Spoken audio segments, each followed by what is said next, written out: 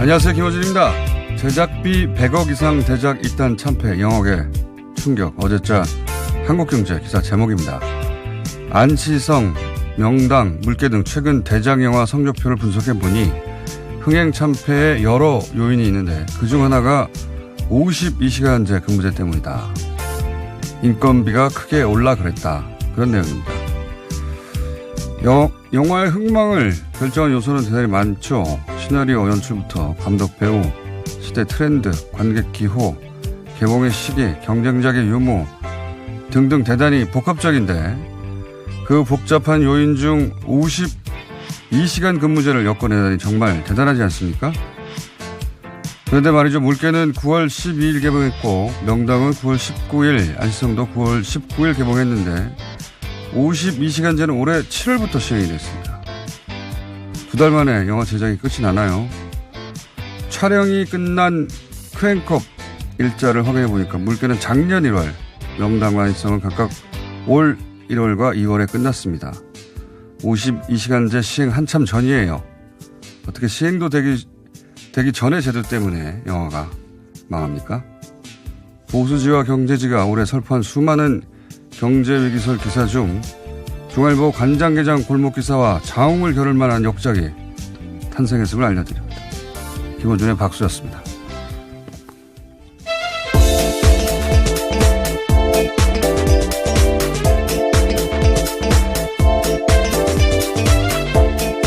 시사인의 김은지입니다. 이 기사 보셨어요? 네, 방금 말씀 듣고 찾아봤는데요. 네. 정말 당혹스럽네요. 대단한 역작 아닙니까? 저는 네. 기사를 읽고 박수를 쳤어요, 실제로. 네, 한 제작사 관계자 멘트로 인용돼서요. 주 52시간 근로제가 시행되면서 인건비가 크게 늘어났다라는 식의 이야기인 건데요. 야, 이걸 어떻게 이렇게 엮죠? 물개 같은 경우에는 52시간 시행되기 1년 반 전에 다 찍은 영화입니다. 1년 반 전에. 거론된 다른 영화도 최소 6개월 전에 촬영이 끝났고, 물론 촬영 후에 후반 작업이라는 게 있잖아요. 그러면 거기 이제 배우 인건비 뭐 등등 거론됐는데 그 얘기는 들어가면 안 되는 거고. 네, 그렇죠. 네. 그리고 7월부터 시행된 대상도 300인 이상 기업이에요. 예. 후반 네, 작업. 우선 적용 대상입니다. 그렇죠. 네. 후반 작업을 하는 뭐 영화 CG나 음향, 편집 이런 전문업체 중에 300인 이상이 있는가 제가 알기로는 없는데 설사 있다고 해도 이게 이제 7월이니까 개봉은 9월이고 개봉 2달 전이 상황이거든요. 2달 동안에 해당되는 건데 해당된다 하더라도 그럼 그때는 심의 넣고 해야 되기 때문에 후반 작업도 거의 끝났거나 하더라도 막판이에요. 아주. 그러면 어떻게 그 시점에 제작비가 그때 엄청나게 들어간다는 얘기인데 말이 안 되는 거고 이게 어떻게 52시간제를 끌어다가 영화가 그래서 망했다 갖다 붙일 생각을 했는데 정말 참신하지 않습니까? 네, 정말 당황스러운 기사일 수밖에 없는데요. 아니 그러니까 네. 만약에 52시간제 근무제가 작년부터 시행됐다 그래서 그래요. 그런 논리면 예전부터 이미 오래전부터 그 시스템으로 돌아가는 헐리우드 영화는 다 망했어야죠. 칼같이 시간을 지킨단 말이죠 거기는. 그러니까 우리는 오히려 거꾸로 영화 스태프들이 너무 오랜 노동 시간에 네, 장시간에 아주 노출되어 인건비는 있어서요. 안 챙겨주다가 그래서 그런 문제지가 굉장히 많았죠. 네, 임금체불 문제도 꽤 되어 있고요. 예. 네. 그러니까 지금은 최소한의 규정이 만들어진 거다 이렇게 봐야 되는데 과연 영화판에 52시간제가 제대로 적용되고 있는지도 모르겠어요. 그런데 된다고 하더라도 그럼 드디어 최소한의 규정이 만들어졌구나 이렇게 생각해야 되는데 이게 예전처럼 그렇게 쥐어짜던 시절이 좋았다고 기사를 쓰는 거 아닙니까? 그건 그것 때문에 문제고 어쨌든 최저임금과 52시간 엮어서 이제 경제 폭망 기사를 엄청나게 많이 썼는데 쓰다가 쓸 게 없으니까 이렇게 창의력을 발휘한 게 아니겠는가 SF다, 일종의. 역작이다. 예. 간장게장과 장어를 겨룰 기사가 나왔다. 그래서 반가워서 알려드립니다. 한번 보시면 판단하실 수 있을 것 같습니다. 정말. 기사를 보시면. 예. 예.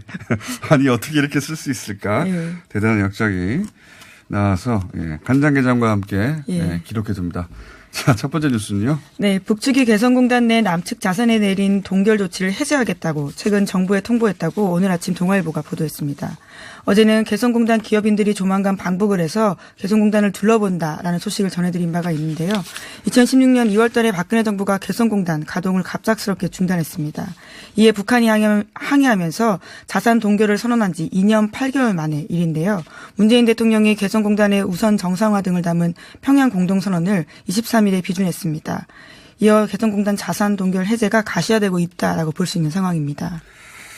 개성공단과 종전선언을 올해 안에 하겠다고 이미 평양에서 얘기를 했고 그 조치의 일환이겠죠. 예, 이번에 이제 북한 쪽에서 그렇죠. 조치를 취했다라고 조치를 취하는 겁니다. 건데요. 북한이 동결했다가 북한이 해제를 했다. 해제할 의사가 있다고 알렸다는 거고요.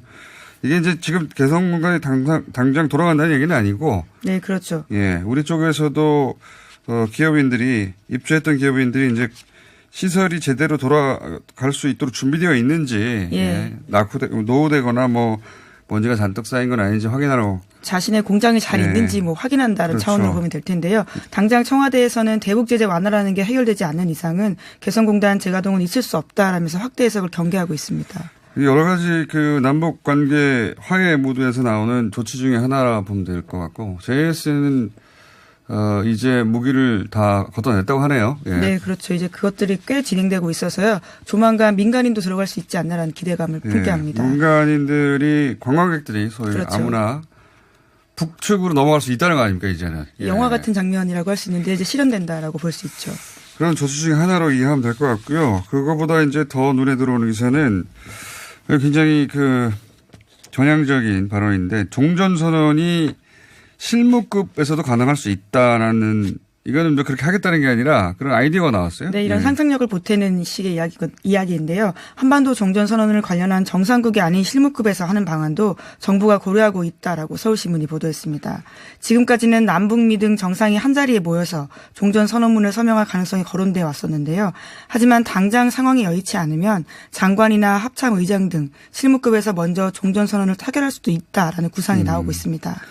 저는 이건 굉장히 좋은 아이디어 같아요. 원래 물론 가장 상징적인 이펙트가 큰 것은 정상끼리 하는 건데, 그리고 원래는 이 종전선언은 기억하시겠지만 계속해서 정치적 선언이기 때문에 그것이 이제 법적인 효력은 없고 정치적 효력만 있어서 선언적 의미만 있어서 이게 어려운 일이 아니다. 여러 번 얘기했거든요. 근데 미국이 이 몸값을 종전선언의 몸값을 잔뜩 올려놓는 전략으로 네, 계속해서 협상 카드로 쓰고 있습니다. 종전선언 하고 싶으면 이것도 하고 저것도 하고 그래서 굉장히 몸값을 올리는 전략을 쌓는데 정반대로 저희 이번에 우리 정부는 그 몸값을 떨어뜨리겠다는 거죠. 급을 낮추겠다라고. 예, 그럼 실무선에서 하자 그러면 그렇게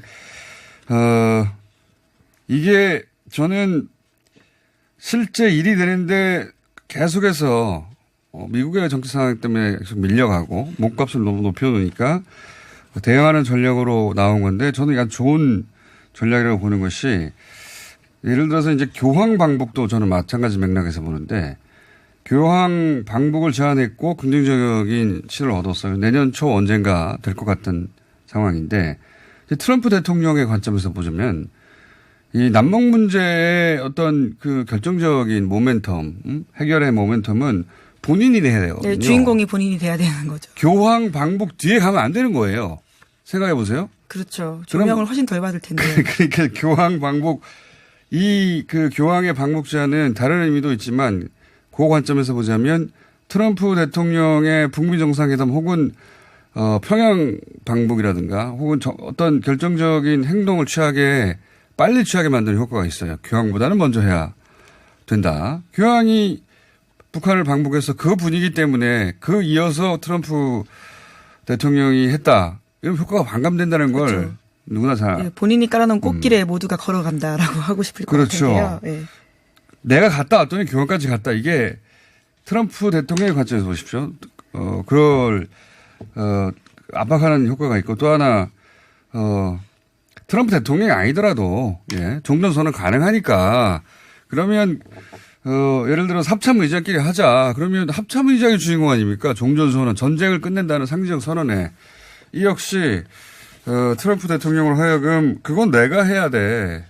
라고 생각하게 만드는 효과가 있다. 그런 의미에서는 효과적인, 그래서 실제 트럼프 대통령 혹은 국내 정치 상황 때문에 못한다 하더라도 우리는 연내에 종전선언을 합참의장이나 국방장관 선에서 뭐 아주 거대한 이벤트는 아니더라도 해버리는 거죠. 굉장히 좋은 아이디어라고 봅니다. 네, 검토되는 카드라고 하고요. 우선 선택지는 여러 갈래로 열려있다라고요. 정부도 밝히고는 있습니다. 자, 그리고 이제 북한도 미국이 그렇게 복잡한 정치 상황 속이라는 것을 알고 있다. 네, 특히 북한 조선중앙통신이 최근에 개인 필명으로 낸 논평이 눈에 띄는데요. 미국의 행태를 비판하면서도 중간 선거를 인식하는 모습을 보이고 있습니다. 그 본문을 그대로 읽어보면요.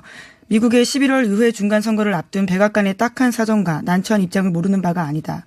지금 미국의 국내 정치 상황이 환경이 매우 복잡하여 이런 속에서 아마 그 무엇을 하나 결단하고 추진하는 것이 얼마나 골치 아픈 과정으로 되는 것인가를 잘 알고 있다. 이렇게 밝혔습니다. 미국 사정을 이렇게 살펴주는 경우는 제가 거의 처음 본 것 같아요. 네, 그래서 딱한 사정, 난처한 입장, 그리고 잘 알고 있다. 이렇게 이야기하고 있는데요.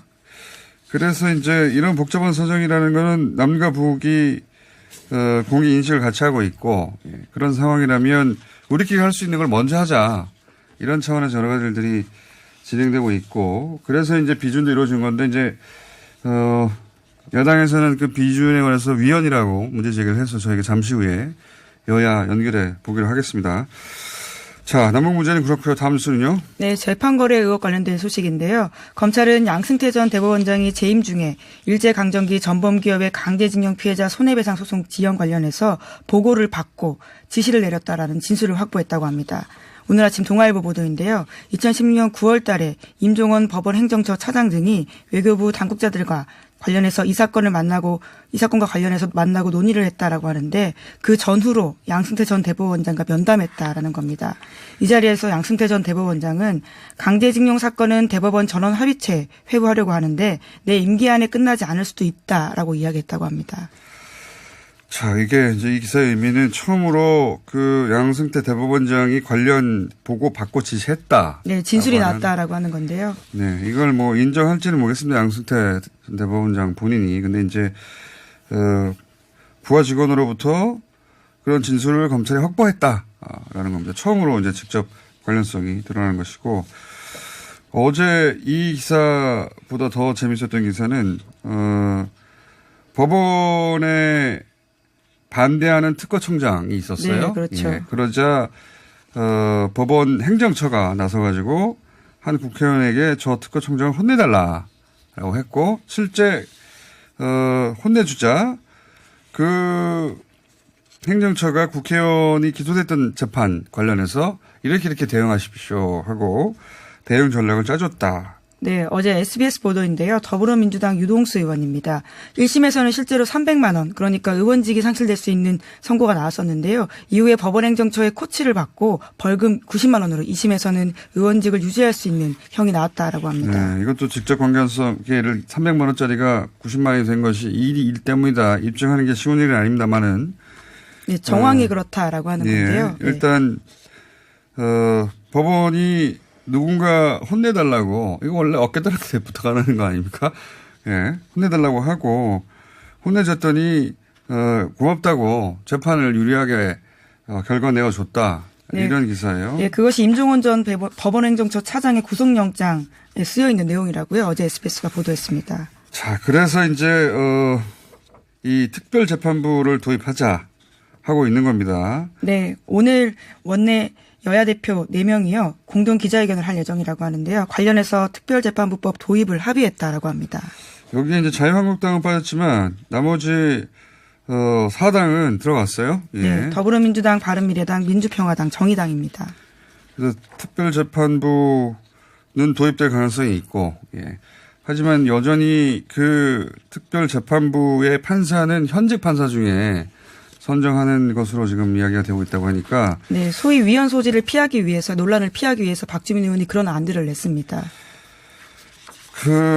현직 판사가 과연 이 사법부의 전체적인 분위기, 예, 지금 뭐가 그렇게 잘못된 거냐. 검찰이 법원을 이렇게 압박하면 안 된다. 기관 대 기관의 싸움이다. 이런 분위기에서 그걸 뚫고 독립적인 재판을 할 수 있을지 걱정이 되긴 합니다만 지금보다는 낫겠죠. 예, 지금 같은 분위기 속보다는. 그래서 특별재판부를 도입한다고 하고 이 문제는 저희가 잠시 후에 짚어보기로 하겠습니다. 시간상 뉴스 하나 정도 더 짚어보면 시간이 다 될 것 같네요. 하나, 둘. 예. 예, 소위 캐비닛 문건이라고 기억하실 텐데요. 박근혜 정부에서 청와대 캐비닛에 놔둔 문건이 다수 나왔던 상황이 있었습니다.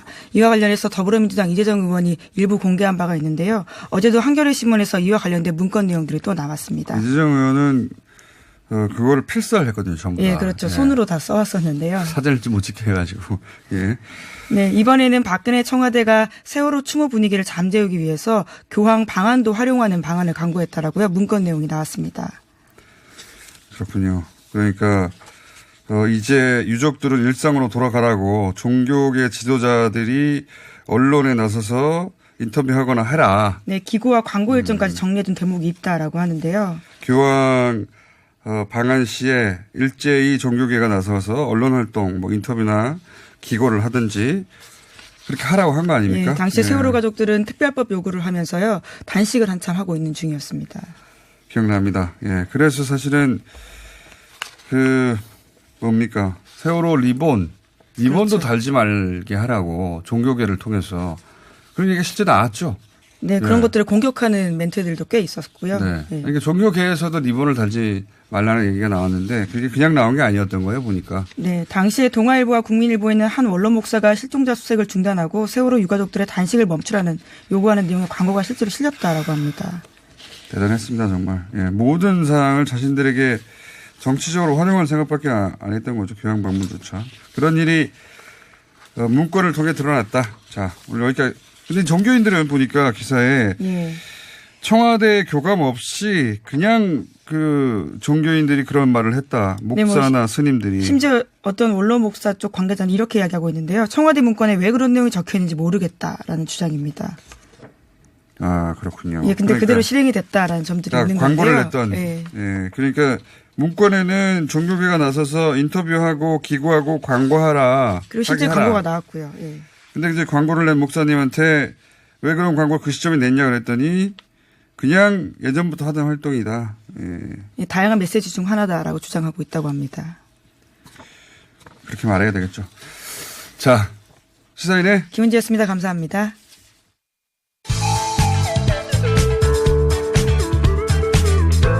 뻔한 시사는 아무 데서나 들을 수 있습니다. 다른 뉴스 김어준의 뉴스 공장.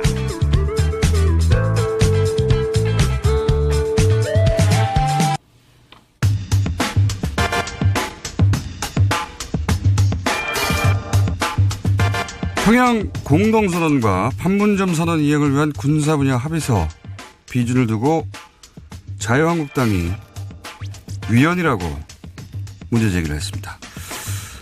이 문제 여야 원내대표 차례로 연결해 보겠습니다. 먼저 홍영표 민주당 원내대표 전화 연결됐습니다. 안녕하세요, 대표님.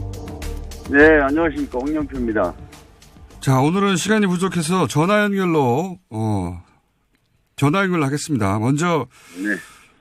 같은 질문을 여야 같이 드릴 텐데 먼저 이 시점에 문재인 대통령이 평양선언 군사합의서를 비준한 이유가 뭐라고 보십니까?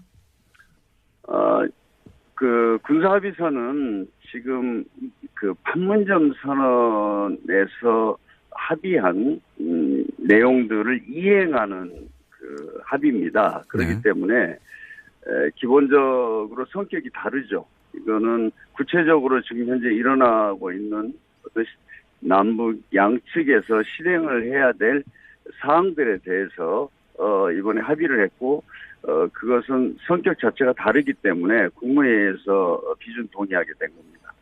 그러니까 지금 말씀은 판문점 선언과 다르게 평양선언 군사 합의는 그 이행을 위한 것이라 네. 대통령이 직접 비준할 수도 있다 이런 취지로 말씀하신 것 같은데. 네. 근데 아니, 그러니까 이거는 이제 법률적인 이 해석이 필요할 수밖에 없는 게요. 그 1단계로는 헌법 60조에 보면 안보상의 어떤 군사 조약 이것을 명확하게 규정했습니다. 이건 국가 간에 문서로 합의한 것을 저희가 조약이라고 이렇게 하고 있고, 네. 그래서 이번에 저희가 이제 뭐 이게 참 복잡한 논쟁인데 북은 지금 우리 헌법이나 법률 체계에서 국가로 되어 있지 않습니다. 그래서 북한과 어떤 대화를 하고 합의를 하게 되면 그건 2005년에 제정된 남북발전관계법에 의해서 하게 돼 있거든요. 네. 그래서 그 법을 보면 국가의 어떤 중요한 재정적 부담을 요구하는 합의 내용에 대해서는 국회의 동의를 받아라 이렇게 돼 있습니다. 네. 그래서 판문점 선언은 재정적 부담이 포함된 사업들을 합의한 것이고 이번에 평양선언의 어떤 군사 합의서는 그런 내용이 없기 때문에 재정적 부담에 관련된 내용이 없기 때문에 그 국무회의에서 비준 동의를 하면 된다. 이렇게 법제처가 해석을 한 거죠. 네. 국가가 아니라 민족 간의 내부 거래로 본다. 특수관계다. 이런 규정들이 있고. 그렇죠. 그 남북관계 발전법에서 남북 간의 관계를 특수관계로 규정을 했습니다. 우리 헌법이나 법률 어디에도 북한을 국가라고 규정한 게 없지 않습니까? 국가가 아니라면 조약을 할 텐데 국가가 아니라 민족 간 특수관계이기 때문에 이건 조약 대상이 아니라 이렇게 대통령이 비준할 수 있고 다만 비용이 많이 드는 경우에만 국회의 동의를 얻게 되어 있으니 그렇게 한 것이다. 이런 말씀이신 거예요. 네. 그렇게 하고요. 그러니까 안전보장, 그러니까 그 국회법 60조는 국회는 상호원조 또는 안전보장에 관한 조약, 국가 간 조약을 국회가 체결 비준에 대해 동의권을 갖다 이렇게 되어 있는데 대표적으로 보면요. 안전보장에 관한 조약이라고 하면 우리가 한미 군사 동맹이 있습니다. 네. 이것은 조약인데 남북 군사 합의서가 그런 내용은 아닙니다. 그렇기 때문에 그 성격이 완전히 다른 거죠. 알겠습니다. 북한을 국가를 보느냐 아니냐부터 근본적으로 달라지는 거군요. 네네. 이해했고요. 그래서 과거에도 헌법재판소 판례도 있습니다. 그래서 보면 북한은 뭐 조국의 평화적 통일을 위한 대화와 협력의 동반자이지만 북한이 어떤 대남 적화 노선을 고수하면서 우리 자유민주체제 전복을 해체하면 그건 반국가 단체라는 이중적 성격이 있다. 그래서 남북관계 발전법을 보면 우리가 한반도 그 통일을 이룰 때까지는 특수한 관계로 북한의 그 성격을 규정했죠. 그것이 97년과 99년도 헌법 대법원 이런 판례가 있고 또 2005년도 남북관계법에서 그 특수관계를 명확하게 해서 북한에 대한 어떤 대화와 합의 이런 것들을 우리가 해석하고 거기에 따라서 우리가 실천을 해왔었죠. 그게 이제 과거에 보수 정권이든 아니든 똑같습니다. 알겠습니다. 기본으로 해왔습니다. 네, 전체적인 취지는 이해했는데 그런데 이제 이 대목은 그러면 뭐라고 하시겠습니까? 자유한국당에서는 애를 낳기 전에 출생신고를 했다. 그러니까 판문점 선언이 국회 비준을 거치지 않았는데 그 후속 합의가 국회 동의가 필요 없다라고 말하는 건 순서도 맞지 않고 앞뒤가 맞지 않는 거 아니냐? 전혀 그렇지 않습니다. 그 판문점 선언에서 합의한 사항들도 지금 계속 이어지고 있지 않습니까? 예를 들어서 그렇게 극단적인 논리를 핀다면 남북 간의 이런 대화 또 우리가 북미 대화를 성사시키기 위해서 하는 노력 이 모든 것도 끝나지 않으면 아무것도 할 수 없는 것 아닙니까? 그렇기 때문에 이미 판문점 선언도 많은 분야에서 이행이 되고 있고요. 예를 들면 최근에도 북한의 어떤 산림 회복을 위해서 우리가 합의를 했는데 그것 같은 경우에는 들어가는 비용이 굉장히 적습니다. 그래서 그것을 중대한 재정적 부담으로 해석을 하지 않고 지금 이미 북한하고 합의를 해서 이거 실행 단계에 들어가고 있는 이런 내용들이 많이 있습니다. 그렇기 때문에 저는 사실 뭐 길게 이야기할 필요가 없다고 봅니다. 판문점 선언을 국회가 비준 동의해 주는 것이 옳습니다. 그런데 지금 자유한국당이나 또 일부 야당이 지금 목리를 부려서 못하게 하고 있는 것, 이것이 더 큰 문제이지 지금 이런 어떤 법적인 문제에 있어서는 충분하게 근거를 가지고 하고 있다, 이렇게 말씀드리겠습니다.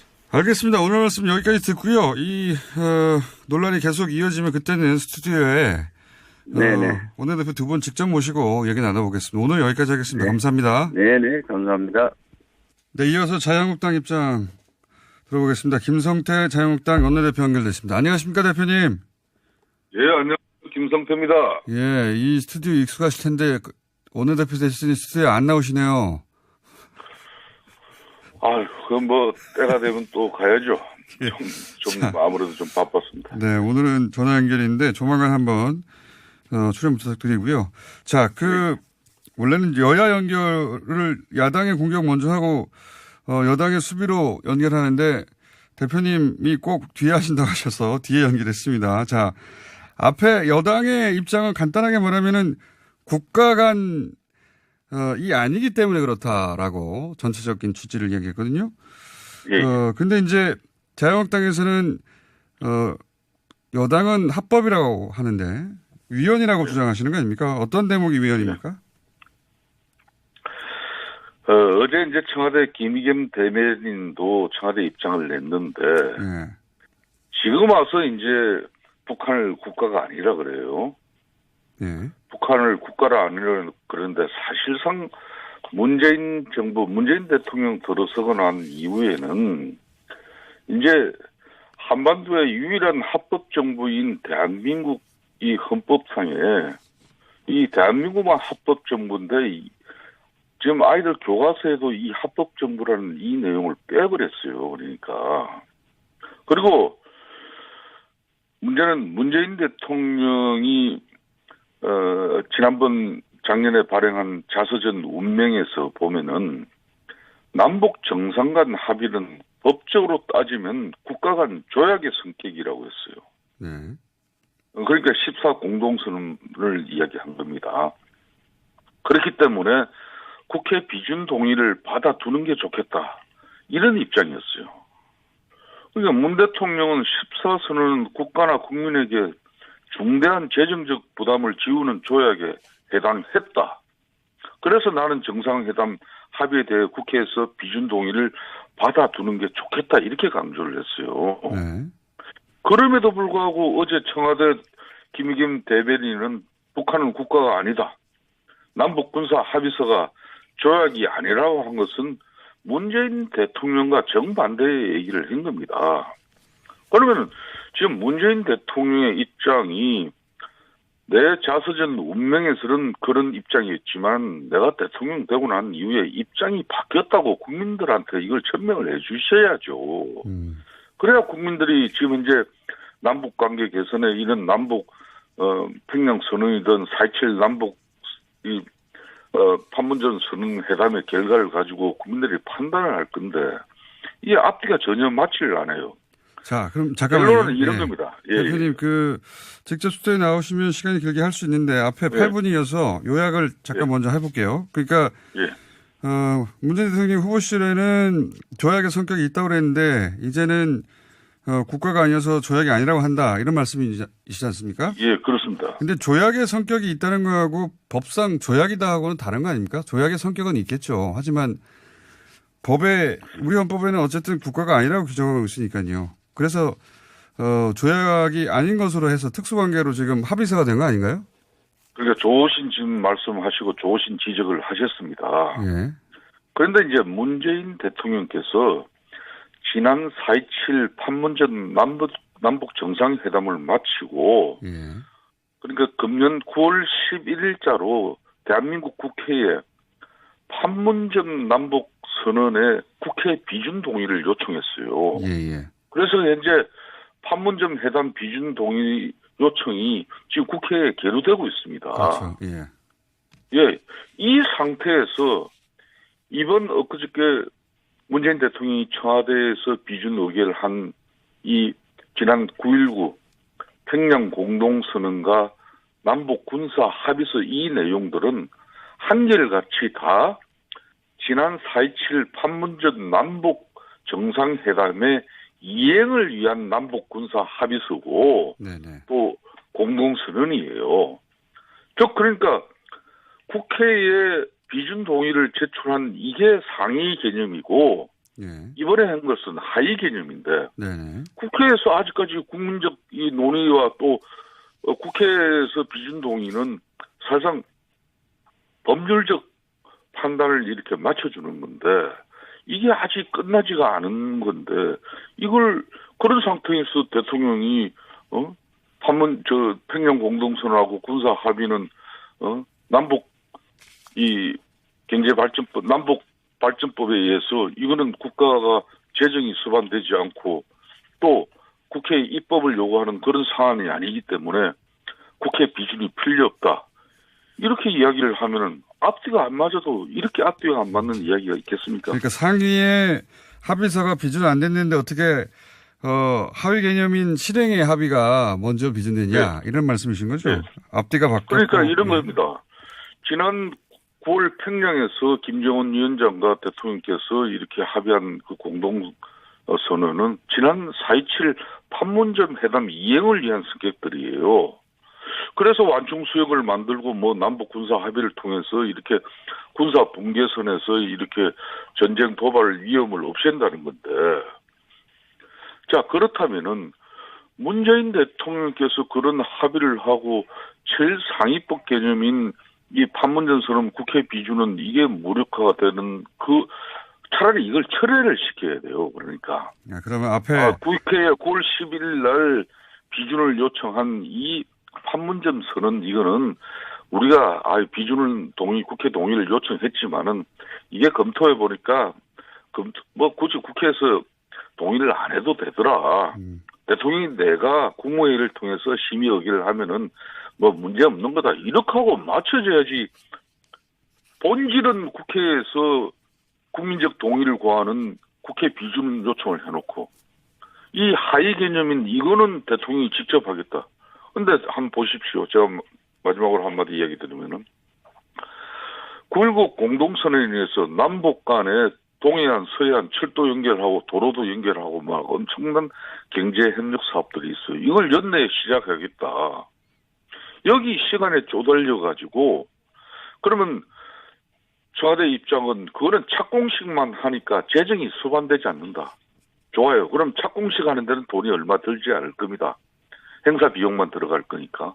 그렇지만은 이미 정부 기관에서도 수십조, 수백조가 들 이런 천문학적인 그런 남북 경제 협력 사업을 착공했기 때문에 이거는 재정이 수반되지 않는다. 그러면 대한민국 정부 문재인 대통령이 북한 김정은 위원장 상대로 이거 사기칠 겁니까? 그러니까 착공을 하고 나면은 그 다음에는 이제 시공이 이루어지겠죠. 거기에는 천문학적인 재정이 수반되는데 왜 국민들을 이렇게 속입니까? 알겠습니다. 천문학적인 재정이 수반되는 이런 내용이면은 국회에서 비준을 받게끔 남북관계 발전법을 그렇게 정리가 되어 있어요. 이번 청와대에서 대통령이 어떤 근거로 했냐 그러면 남북관계법 이걸 들었단 말이에요. 이 남북관계법은 딱 두 가지는 국회 비준 동의를 받게끔 했습니다. 입법 행위가 필요한 경우하고 그리고 재정이 투입되는 그런 막대한 재정이 투입되는 국회 비준을 받아라 그랬어요. 이거 안 받았지 않습니까? 대통령이 이거는 위헌적으로 판단한 것이죠. 대표님 시간을 양쪽 비슷하게 드렸기 때문에 거의 이제 끝날 시간이 되어서 취지는 전달이 됐고요. 한마디로 순서가 바뀌었으니까 차라리 그럴 거면 4.27 판문점 선언을 철회하라 이렇게 요약하면 되겠죠. 끊기 전에 한 가지만 말씀하십시오. 제가 한 가지만 더 말씀드리면 시간을 너무 쓰신다. 문재인 대통령이 지난번 사드 배치될 때도 이게 국회 비준 동의를 문재인 대통령이 주장했던 논리는 사드요. 남북 군사 이번 합의에도 그대로 적용되어져야 해야 돼요. 차이가 있다면은 이 사드는 한미 간의 문제고 남북 군사 합의는 남북의 문제예요. 근데 이제 청와대는 북한은 국가가 아니기 때문에 국회 동의를 받아야 하는 조약이 아니다 그러면서 왜 그러면 사드 같은 경우는 이 국회 비준 없이 그냥 졸속으로 왜 밀어붙이냐고 가장 세게 문제 제기를 한 사람이 바로 문재인 대통령입니다. 미국은 국가니까요. 근데 북한 국가가 아니라는데 이번에 가서 평양에 가서 대통령께서 그 운동장에서 연설할 때 남쪽 대통령이라고 했습니다. 북한도 이미 대통령으로서 국가 김정은 위원장으로서 이제 국가로서 인정한 사례가 너무 많아요. 문재인 대통령 그러면 정부 시절 들어서서. 근데 대표님이 국가로 인정하시면 그게 위헌 아닙니까? 아니 제가 지금 대통령을 인정하자는 게 아닙니다. 알겠습니다. 취지는 충분히 이해했고요. 대표님 충분히 말씀하신 것 같아요.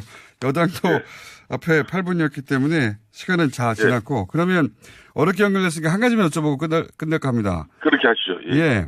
그 법리 해석은 이제 전문가들이 하겠죠. 법원에서 판단할 일이니까. 근데 이제 그 요지는 이거 아닙니까? 순서가 바뀌었다. 이게 일리가 없는 건 아닌데 제가 이제 그 말씀 듣다가 생각난 거는 순서를 말할 거면 판문점 선언은 비준해 줄 생각이 있긴 있었다는 전제가 있어야 하는 건데 그래야 첫 번째 하고 두 번째 해야지 첫 번째도 안 했는데 두 번째 하면 어떻게 이렇게 말할 수 있는데 근데 사실 솔직히 자유한국당 판문점 선언 비준할 생각이 없지 않았습니까? 좋습니다. 지금 국회에서 9월 11일 날 대통령께서 비준 동의를 요청하고 저희 자유한국당이 이거 쉽게 동의를 못하고 있죠. 예. 왜? 4.27 이렇게 판문점 남북 공동 그 합의문을 이렇게 보면은요. 엄청난 국가 재정이 뒷받침돼야 될 그런 내용이 너무나 많이 담겨져 있는데 한마디로 재정 추계 이거 비용 추계 하나 하지도 않았어요. 알겠습니다. 또 네. 국회는 그런 국민적 동의를 구하려고 그러면은 남북 간의 이런 협력 사업에 국가 재정이 얼마나 이렇게 투입되어야 되는 것이고 이런 내용을 구체화시켜가지고 국회에 제출돼야 되는데 그게 없습니다. 알겠습니다. 그래 놓고서는 국회에서 동의 안 하니까 국회 그럼 이 절차 무시해버리고 대통령이 내가 국무위원들 그러니까 장관들 불러 앉혀놓고 내가 망치 두드리면 끝이다. 이런 심사이면은 대한민국 헌법은 왜 존재합니까? 알겠습니다. 이 대통령이 대단히 잘못했습니다. 대표님, 예, 스튜디오에 꼭 나와서 할 말이 너무 많으신 것 같으니까 전화 연결 계속 길어지니까 제 질문 취지는 어차피 안 해줄 거 아니었냐 이런 취지였는데 준비만 잘했다면 해줄 수 있었다 이런 말씀이신 거죠? 우리 또 김원중 공장장 오랜만에 이렇게 통화를 하는데 예. 어차피 안 해줄 거라니요. 네? 어차피 안 해줄 거 아니었나요? 국회는 이 국민의 뜻, 이 사회적 공감 속에서 이 남북 간의 협력은 결론적으로 북한이 핵을 폐기하는 한반도의 실질적인 비핵화 진전이 이루어지면서 이게 진행되어야 맞는 것이지 북한은 아직까지 아무런 변화 없는데 알겠습니다. 우리만 이 비준이 뭔지 압니까? 이 비준을 해주면은 모든 남북 간의 경제 협력뿐만 아니라 군사 문제 안보에 관한 이 모든 내용을 대통령이 다 위임받는 겁니다. 이 중차대한 문제를 갖다가 그냥 대충 해가지고 그냥 야당에 이런 공세 있고 대통령의 입장이 있다고 해서 그걸 국회가 쉽게 동의해주는 그 국회면 국민을 위한 국회라고 누가 인정하겠습니까? 대표님 할 말 많으신데 꼭 나와주세요. 다음 주 정도에는 꼭 나와주시고. 김어준 위원장도 여전히 또 뭐 그러시네. 위원장은 아니고요.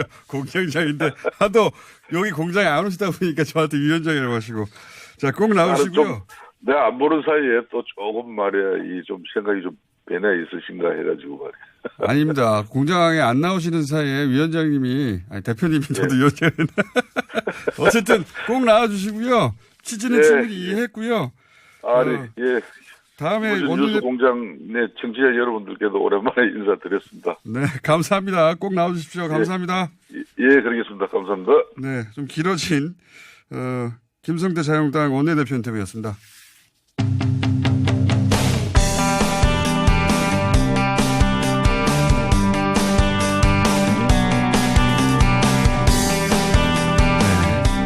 이건 정말 본의가 아니었습니다.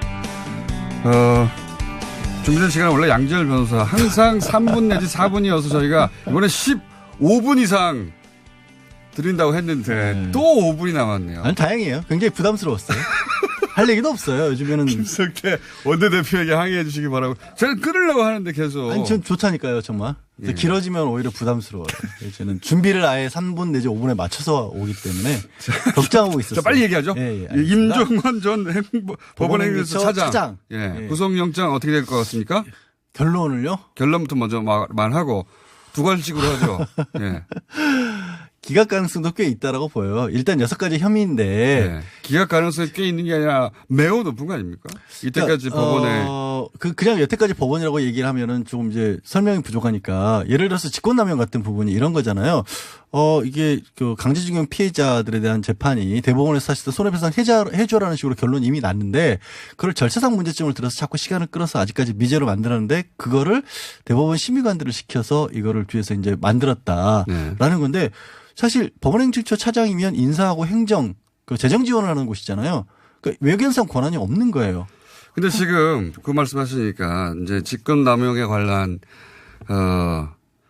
이명박 그렇죠. 전 대통령 판결 비롯하여 몇 가지 그날 있었던 중요한 판결들의 직권남용들은 다 무죄가 났지 그러니까 않습니까? 거기에 제 대표적인 게 외형상 그 사람이 직무 범위 내에 드는 직무를 남용했어야 되는데 직권을 원래 있던 권한 내에서 그걸 남용했을 때만 했어야 직권남용이고. 되는데 인사하고 행정 지원하는 그 법원행정처 차장인데 왜 네. 대법원 심의관들에게 무슨 권한이 있어서 이걸 시켰느냐. 그러니까 잘못한 일은 맞지만 부적절하지만 불법으로 보기가 어렵다. 이 법으로 조촉된 거로 보기는 어렵다. 왜? 그렇죠. 이 법에는 그걸 권한으로 정하고 있지 않기 때문에 그렇죠. 예. 이런 논리고 사실 과거로부터 직권남용은 그래서 많이 빠져나왔어요. 그러니까 법원에서도. 그렇죠. 근데 이제 저는 직권남용 관련해서 과거에는 그렇다 하더라도 지난 국정농단 때 직권남용을 보는 범주를 크게 넓혀 잡아 사실은. 예를 국정농단 같은 경우는 사실 이명박 대통령을 이 직권남용 무죄한 부분이 저는 사실 이해가 안 가는데 박근혜 전 대통령까지만 해도